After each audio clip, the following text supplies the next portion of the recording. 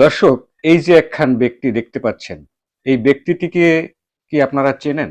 বাংলাদেশের সবাই ওনাকে চেনে। কে কতটুকু কিভাবে চেনে আমি জানি না। সুদগুরির নচার নামটা গুরু ছাগলের গলাত লটকায়া দিলে কিরা থাকলে টপ টপি কিরাডি পড়তে তাহে এক কত বড় পাপিষ্ট এরা জানে। তবে আমার মনে হয় বাংলাদেশের ইতিহাসে এই ব্যক্তিটি ভীষণ একটা নির্লজ্জ প্রাণী।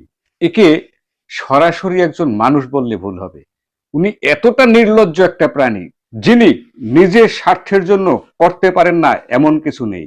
উনি অন্তর্বর্তীকালীন সরকারের প্রধান উপদেষ্টা হয়ে আসার পরে বাংলাদেশের মানুষদেরকে যে স্বপ্ন দেখিয়েছিলেন, সেই স্বপ্ন বাস্তবায়ন করতে তো পারেননি, বরং বাংলাদেশকে সব দিক থেকে উনি ডুবিয়ে দিয়ে গেছেন। দেখুন, অন্তর্বর্তীকালীন সরকারের মেয়াদ শেষ হওয়ার পরে উনি যমুনা ছাড়তে চাননি। ওনাকে কয়েকবার নোটিশ দেওয়ার পরে উনি যমুনা ছেড়েছেন। যমুনা ছাড়ার পরে গোপন একটি আইন বের হয়ে আসছে, যে আইনটি শুধু নিজের স্বার্থে নিজের জন্য করেছে। সেটি কি? ওনার দায়িত্ব শেষ হওয়ার পরে 1 বছর পর্যন্ত রাষ্ট্রীয় মর্যাদায় ভিআইপি মর্যাদা পাবে এবং এসএসএফ এর নিরাপত্তা পাবেন। দেখুন, 2006 সালে একটি আইন হয়েছিল। সেই আইনটিতে মাত্র 3 জন ব্যক্তি ক্ষমতা ছেড়ে দেওয়ার পরে মাত্র 3 মাস এই রাষ্ট্রীয় ভিআইপি মর্যাদা পাবেন এবং এসএসএফ এর নিরাপত্তা পাবেন। কে কে এই 3 জন? এই 3 জন হচ্ছে রাষ্ট্রপতি, প্রধানমন্ত্রী এবং বিরোধী দলীয় নেতা। এই 3 জন তাদের দায়িত্বের মেয়াদ শেষ হওয়ার পরে মাত্র 3 মাস এই ভিআইপি মর্যাদা পাবেন এবং এসএসএফ এর নিরাপত্তা পাবেন। 2006 সালে এই আইনটি জারি করা হয়েছিল।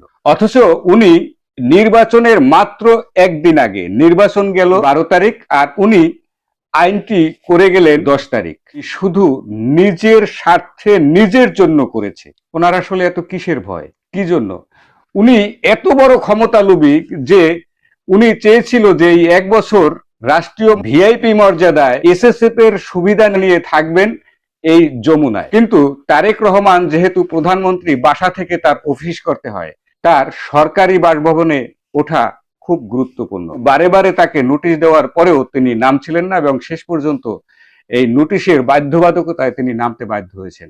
এখন আমার কথা হচ্ছে, তুমি ভিআইপি পদমর্যাদা নেও, আমার কোনো আপত্তি নাই। তুমি এই যে রাষ্ট্রপতি, প্রধানমন্ত্রী এবং বিরোধী দলীয় নেতার বেলায় তুমি এই আইনটি করলে না কেন? তুমি নিজের জন্য, শুধু একার জন্য কেন এই আইনটি করলা?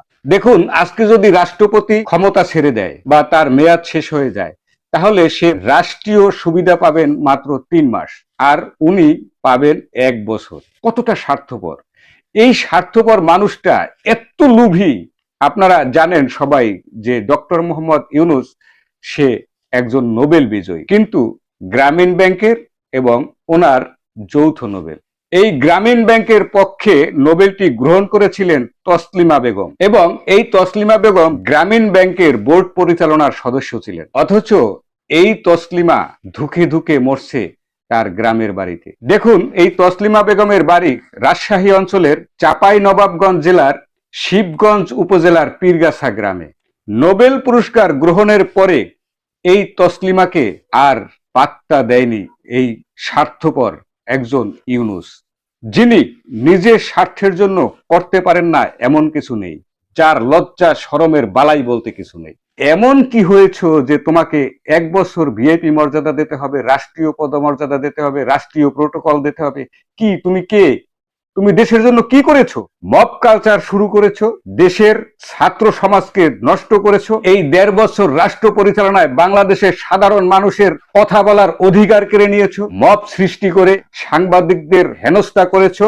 সাধারণ মানুষ কারণ নিরাপত্তা ছিল না, মবকে লিলিয়ে দিয়েছো, সন্ত্রাসবাদ সৃষ্টি করেছো, বাংলাদেশের অর্থনীতিকে ডুবিয়ে ফেলেছো। তুমি কে?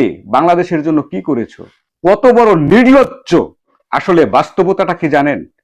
আমরা ভুল করেছি মানুষ চিনতে, আমরা ভুল বুঝেছি।